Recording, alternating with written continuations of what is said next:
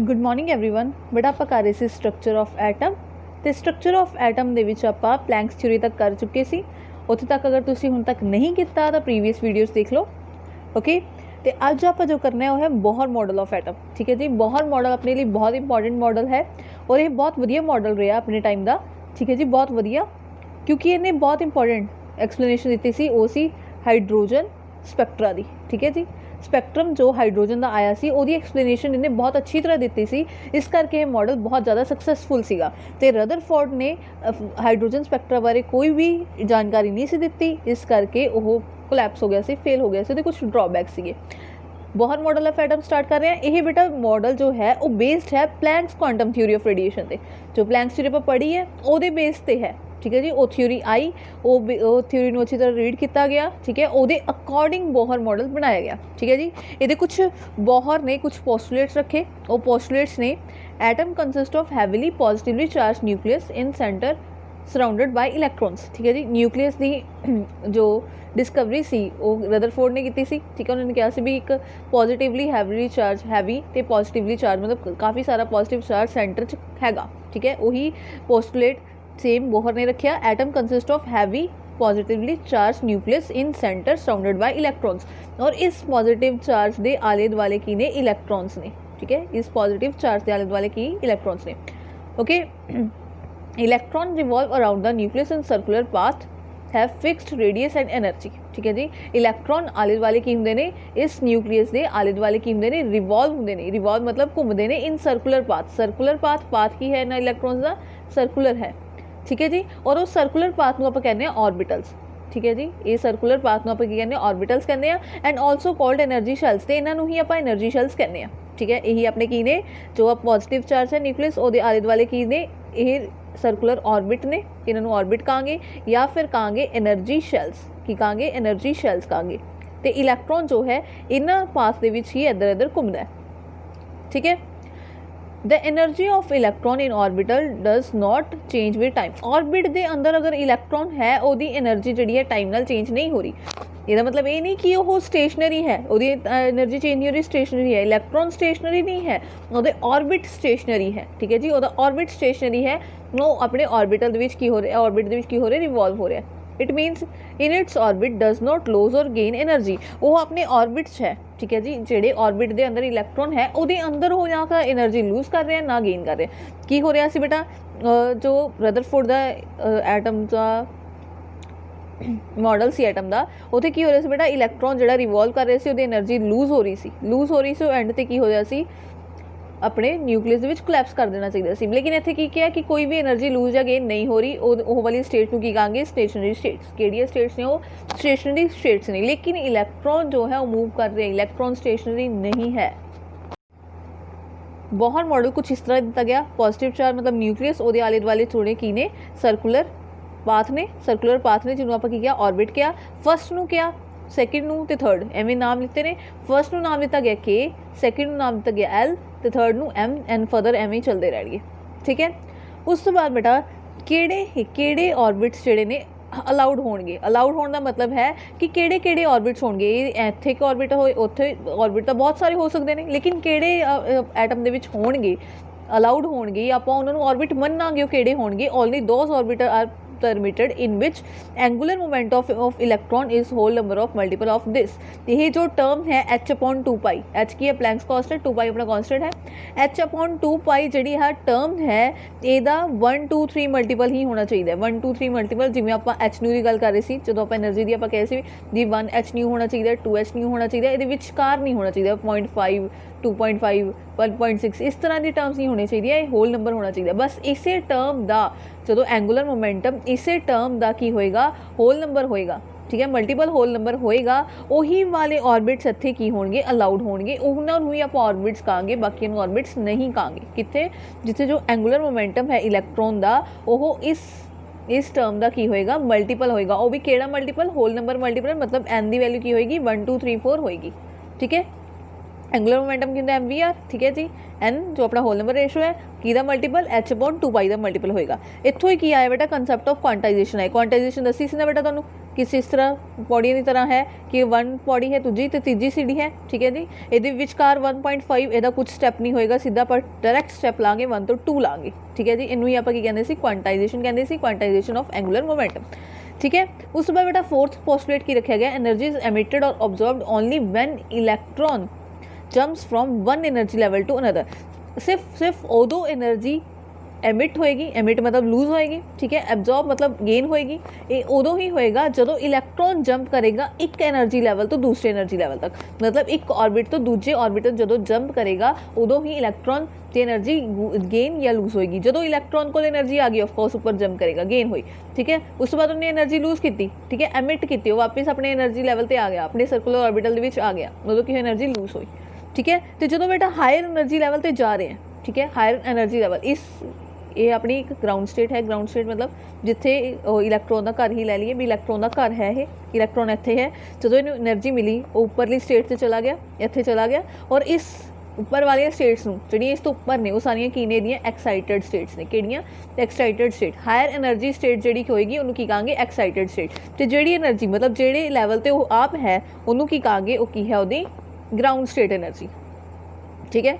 जो बेटा आप मॉडल इस तरह दिता सीगा, इलैक्ट्रॉन है इत्थे एनर्जी लेगा, गेन हुई, अब्जॉर्ब हुई एनर्जी तो उपर हायर लैवल पर जाएगा, हुण हायर लैवल पर पहुँच गया, ठीक है।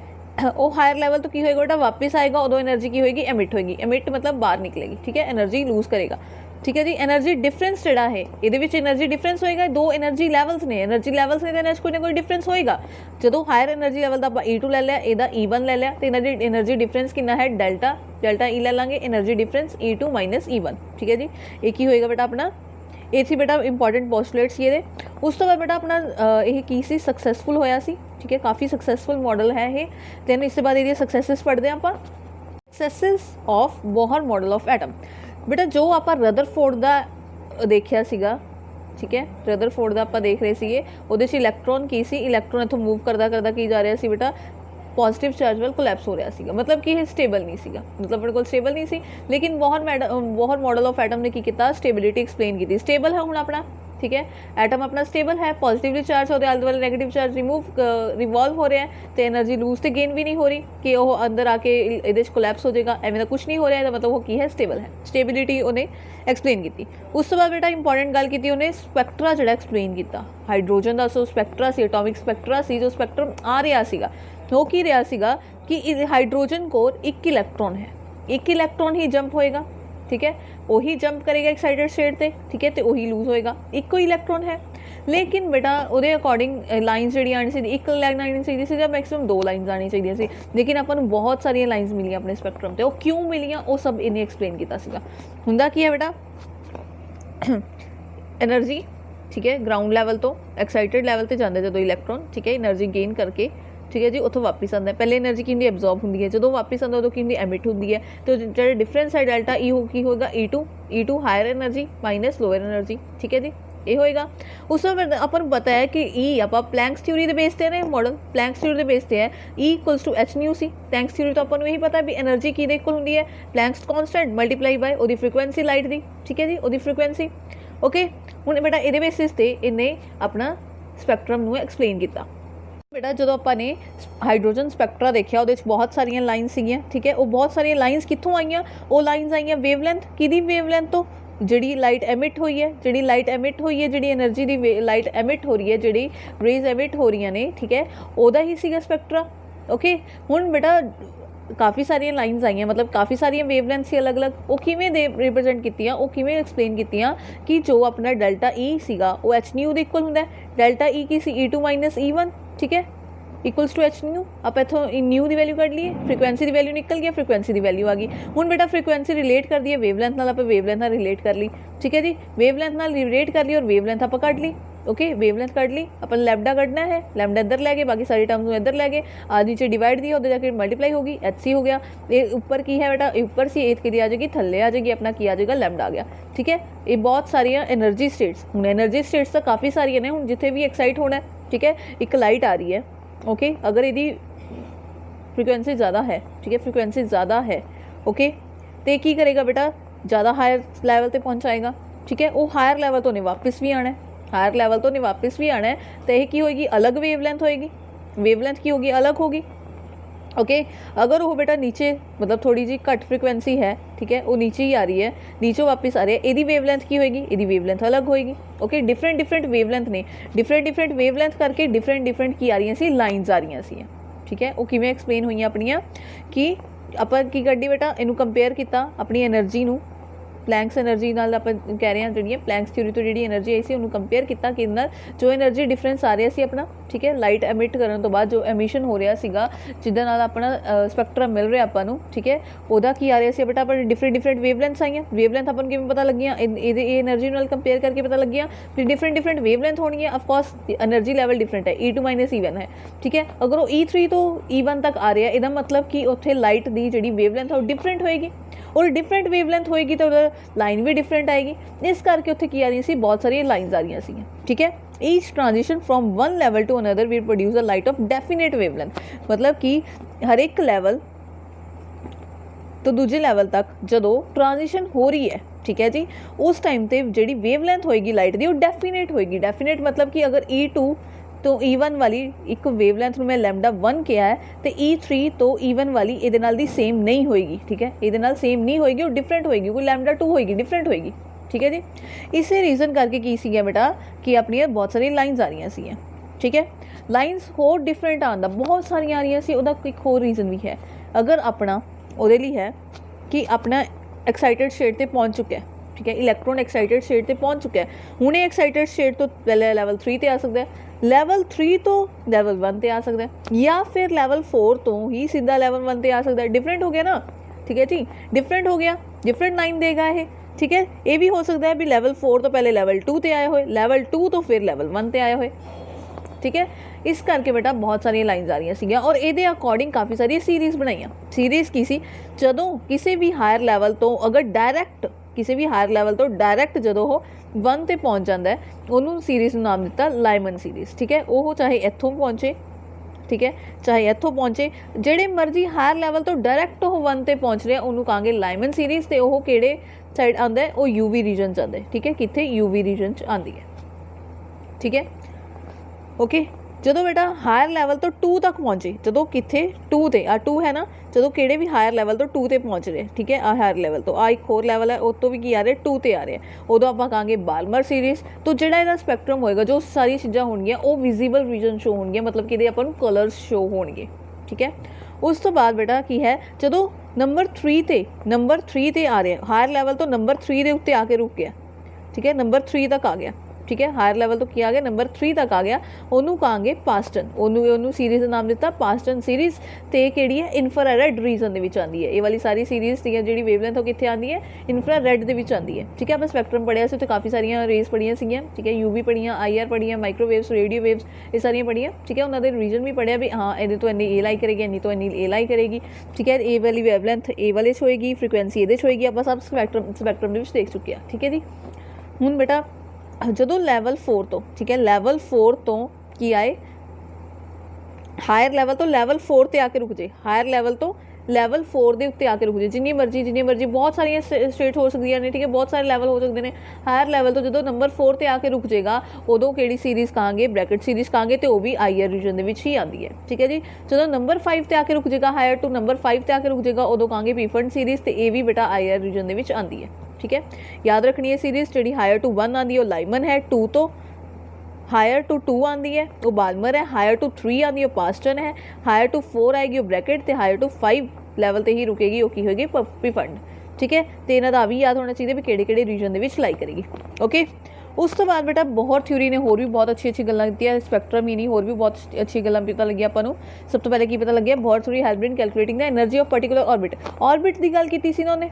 हुण हर एक ऑर्बिट की अलग अलग एनर्जी लैवल्स कहे से, एनर्जी शैल्स कहे सी कि यदी जो एनर्जी है वो ये सेम नहीं होएगी, ठीक है, इहदे नालों हायर होएगी, आ वाली ये नालों भी हायर होएगी। हुण बेटा पर्टिकुलर ऑर्बिट की आप की कर सकते एनर्जी कैलकुलेट कर सकते भी कितनी है, ठीक है, वो उन्होंने आह एक रिलेशन ड्राइव किया, ठीक है। EN का मतलब है नंबर ऑफ शैल, ठीक है, ये प्रिंसीपल क्वांटम नंबर कह सकते हैं या शैल नंबर कह सकते हैं 1 2 3, ठीक है। फर्स्ट शैल की अगर आप K की गल करांगे तो K ली की यूज़ करांगे 1 यूज़ करांगे, L की यूज़ करांगे 2, M ली की करांगे 3, ठीक है, वो आप पुट कर सकते हैं। इतने पुट करांगे तो आपको की मिल जाएगी, आपको एनर्जी मिल जाएगी। हुण RH की है, RH की वैल्यू इत्थों कैलकुलेट होंदी है, ओके आर एच जो है बेटा ये है रेडबर्ग कांस्टेंट, ठीक है, रेडबर्ग कांस्टेंट है।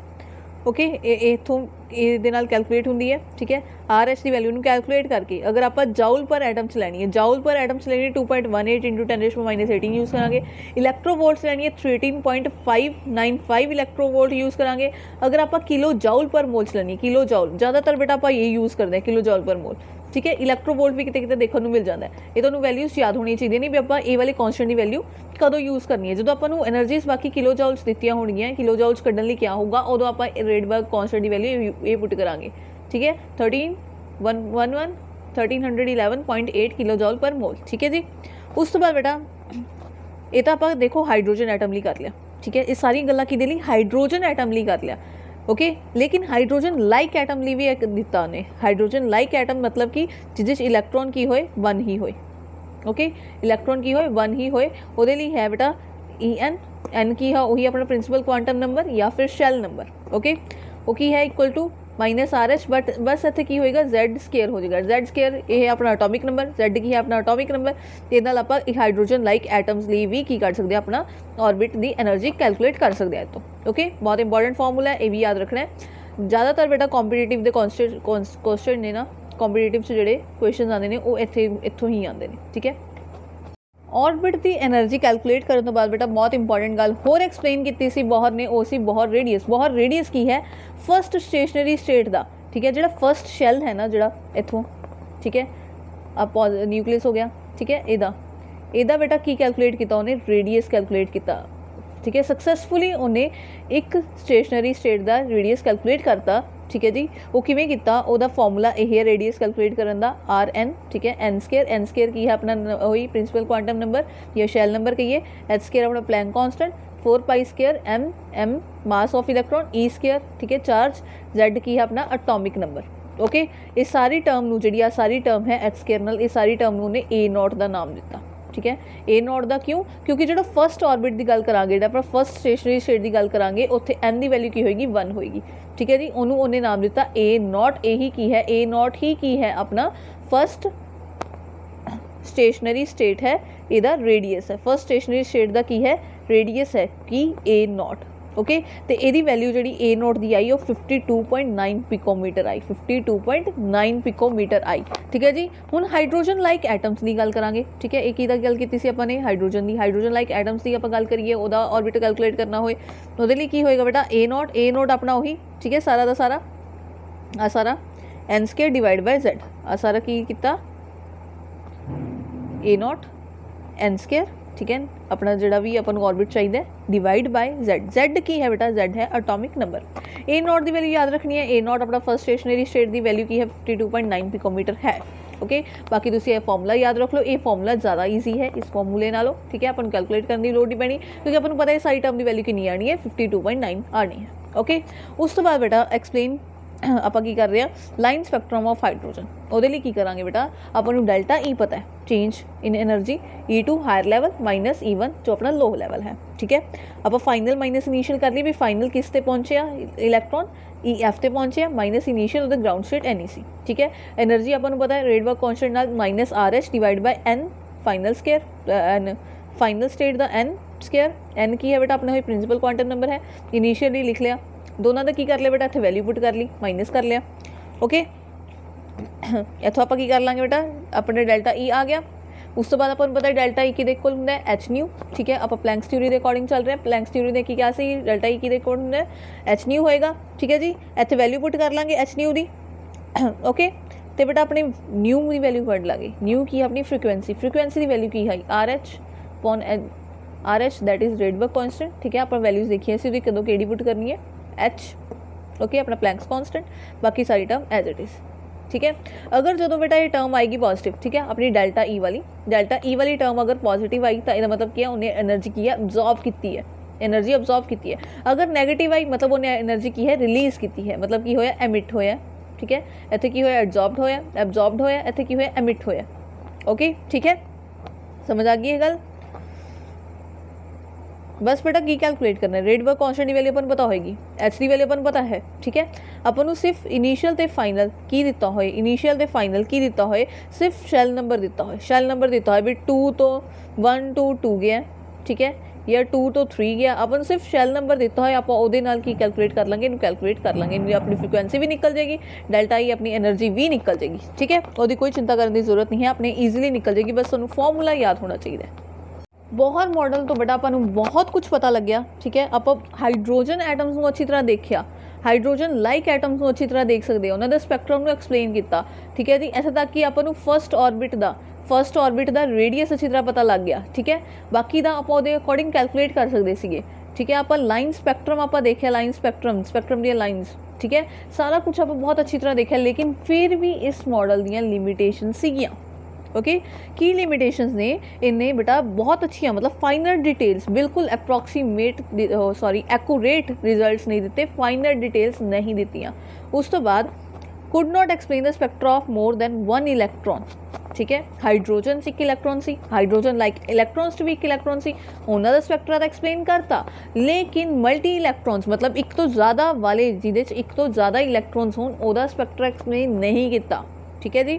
उस तो बाद इन्हें जीमन इफैक्ट नहीं एक्सप्लेन किया। जीमन इफैक्ट मतलब कि अगर आप मैगनैटिक फील्ड अप्लाई कर दिए, ठीक है, आप जिस एटम का स्पैक्ट्रा देख रहे हैं, अगर हाइड्रोजन एटम का ही स्पैक्ट्रा देख रहे हैं, वो आप उस टाइम पर मैगनैटिक फील्ड अप्लाई कर दिए एटम से, वो की इफैक्ट पेगा वो एक्सप्लेन नहीं किया। तो ना ही उन्हें बेटा स्टार्क इफैक्ट एक्सप्लेन किया। स्टार्क इफैक्ट की अपना एटम लिया, आप स्पैक्ट्रा देखने लगे, उत्थे आप एटम के आले दुआले की अप्लाई कर दी, इलैक्ट्रिक फील्ड अप्लाई कर दी, उन्होंने कहते हैं Stark effect. Electric field apply करती है, उन्होंने की कहते हैं स्टार्क इफैक्ट कर देने, कह देने उस टाइम से जो स्पैक्ट्रा है उन्हें उन्होंने एक्सप्लेन नहीं किया, ठीक है। बोहर मॉडल ने, ठीक है, मॉलीक्यूल्स बारे नहीं दसिया, शेप की होएगी किसी मॉलीक्यूल की, ठीक है। एटम्स तो ही की बनते हैं बेटा, मॉलीक्यूल्स बनते हैं, उन्होंने शेप्स बारे नहीं दसिया, ठीक है। उस तो बाद could not explain dual nature of matter and uncertainty principle. हुण बेटा अगे आप डुअल नेचर पढ़नी है। डुअल नेचर एक वेव करैक्टर, ठीक है, पार्टिकल आप प्रूव कर सकते हैं फोटो इलैक्ट्रिक इफैक्ट तो, ठीक है। डुअल नेचर बेटा वेव नेचर, वो जो आप अगे देखांगे, वेव नेचर नाल की आया, अनसर्टेनिटी प्रिंसिपल आया। ये दोनों जदों ये सारी गल्लां आण लग गईयां, ठीक है, अनसर्टेनिटी प्रिंसिपल दियां, डुअल नेचर दियां, उस टाइम ते ये की हो गया बेटा, ये काफ़ी सारी लिमिटेशन सामने आईयां, ठीक है। उस टाइम ते इनू आपां नू निगलैक्ट करना पिया। उस तो बाद अपना फर्दर एक होर मॉडल आएगा जिन्होंने आपां कहांगे क्वांटम मैकेनिकल मॉडल। किहड़ा कहांगे? Quantum mechanical model of atom, जो आपां पढ़ांगे। कदों पढ़ांगे? पहले डुअल नेचर नू पढ़ांगे, एक्सप्लेन करांगे भी डुअल नेचर की हुंदा है, अनसर्टेनिटी प्रिंसिपल की हुंदा है, ठीक है जी। इस तो आने तो बाद ये सारी की सी बेटा लिमिटेशन सीगियां, लेकिन ये बहुत अच्छा मॉडल है, अपन बहुत कुछ पता लग गया ये बारे। हुण मिलते हैं बेटा नैक्सट लैक्चर।